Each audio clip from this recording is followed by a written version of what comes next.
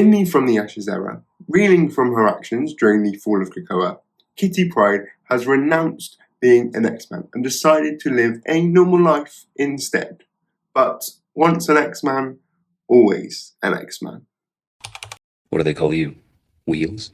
Hey everyone, it's Wills here with another video, this time all about the third flagship title of the current X-Men era, Exceptional X-Men, which, in my personal opinion, is one of the best books of the entire line right now. It features Kitty Pryde, Emma Frost, and a whole load of new mutants for us to get to know, so join me as I break down the story for you.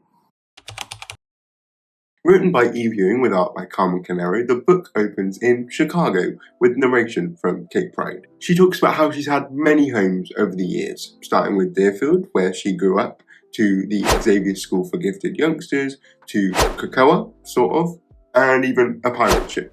To her, the X-Men were home since she was 13, but not anymore, and she does not want to think about it. Kate is super busy anyway, having a normal job as a bartender at Lulu's Tavern, working during bottomless brunch time.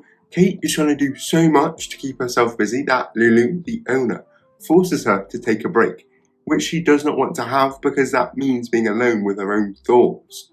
Professor X gone, Krakoa gone, and all the very bad things she did during Fall of X. A little context for those that aren't aware, but during the Fall of X era of Krakoa, where mutants were exiled from the island and scattered across the universe, Kitty Pryde, traumatized from the events of the third Hellfire Gala, cut her hair, donned a new outfit, and became Shadowcat with a K, utilizing her ninja skills to murder the X-Men's enemies. And it was a lot of murder.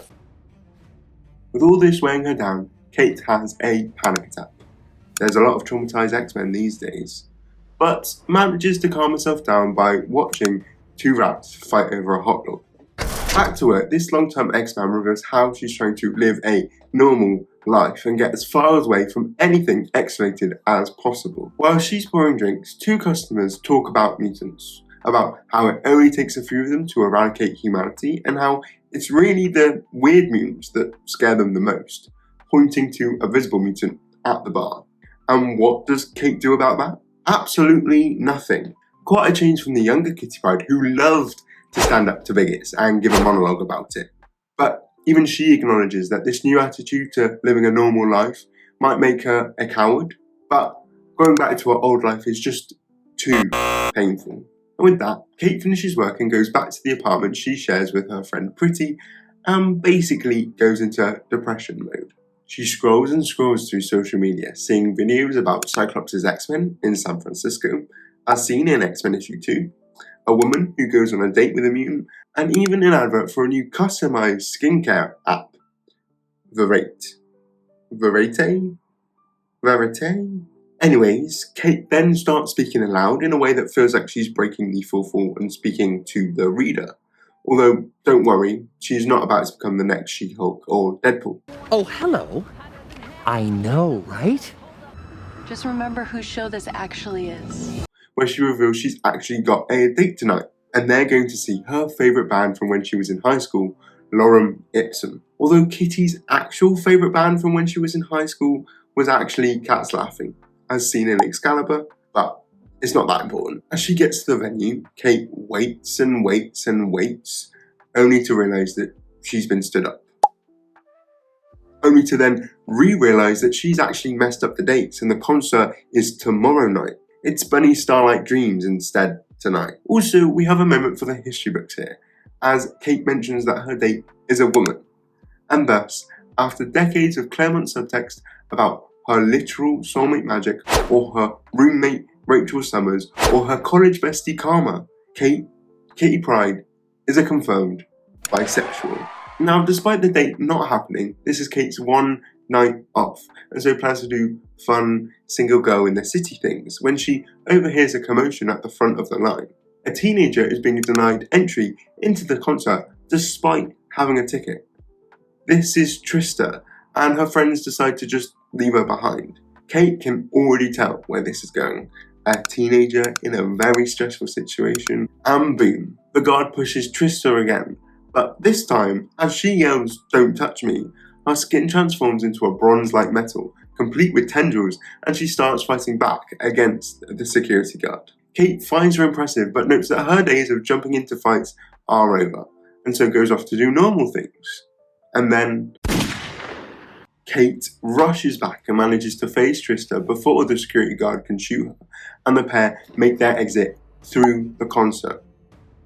They end up in a control room surrounded by armed guards, but all hope is not lost as Kate uses her decades of X-Men and ninja training to disarm one of the assailants, and they escape.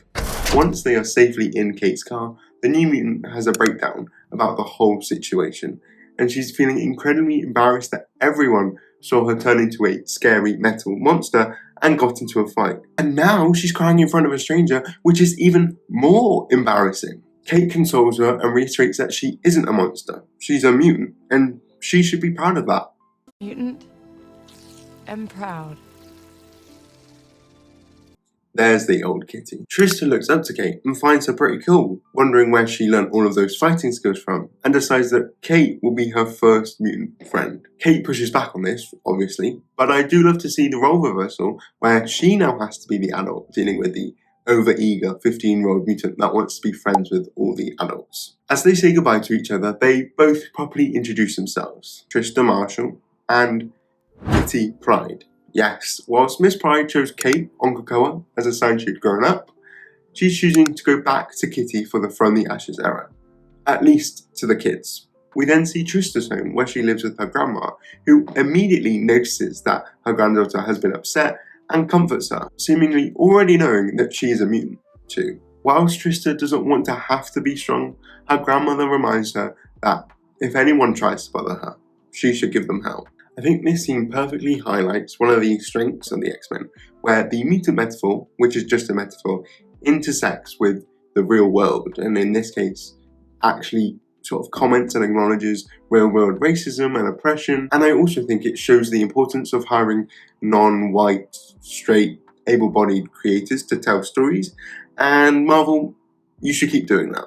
Back with our protagonist though, Kitty's in bed, spiraling over the day's events, thinking about everything that mutants had fought for, everything mutants had lost, whether it was all worth it, just for another mutant to face that exact same bigotry today. She wakes up and gets ready for work, having cancelled that date she was supposed to go on. But just before she leaves, Kate notices a bright parcel that's been left for her and decides to open it. It's filled with confetti and stickers and all things bright and adorable. Trista sent this as appreciation for her hero. Kitty gets a little misty-eyed and decides to wear these bright rainbow earrings to work, where Lulu even compliments her on them. A rare ray of sunshine from Miss Gloom. And that's the end. Only joking. Instead, we cut to a fancy mansion/hotel where a bunch of catering staff are waiting for Emma Frost. In her very messy room, a clearly bored and potentially depressed Emma, who still looks fabulous by the way, is checking in on various X-Men across the country. Banshee, boring. Ororo, messy. Bishop, intriguing. Logan, distasteful. And Nightcrawler, somewhat passé. And then she finds Kitty, who is currently fixing an ice machine. She gets a headache as Emma rummages around her head. And then the psychic declares that while she may be able to run away from the X-Men, Kitty Pryde cannot run away from Emma Frost. And in the bonus digital page, we see a man about to board a flight to Chicago, looking at the new, very sinister skincare company, Verate. It's none other than Bobby Drake, Iceman, close friend and former ex of Kitty, who has been sent to locate her by Rogue. And yes, he does end up joining the team by issue 4. Also, I feel like it's important to mention the other new characters that are introduced in this run, but both debut in the next issue. We have Tao-chan, aka Melee, who can become intangible, like Kitty, and invisible, which is completely opposite to her proactive personality, alongside Alejandro Alex Luna, aka Axo, who can perceive and influence emotions with his skin changing colour to reflect the moods of those around him. Red, angry, blue, sad. He's literally a human mood ring.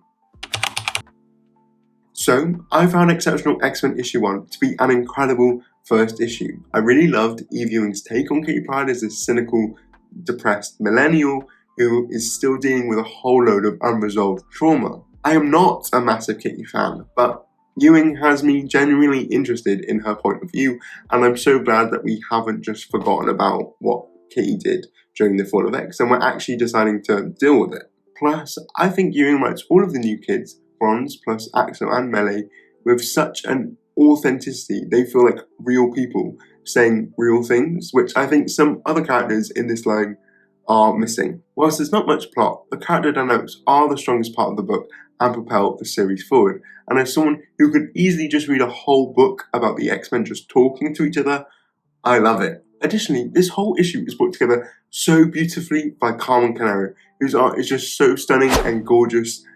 Need I say anymore? So with that all being said, I'm giving Exceptional X-Men issue 1 a rating of 9. And that's my breakdown and review of Exceptional X-Men issue 1. But what did you think about this issue and the series as a whole, if you've continued to read it? Did you enjoy it? Did you not enjoy it?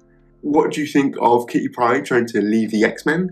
And which of the new mutant characters is your favourite? Bronze, Axo, or Melee?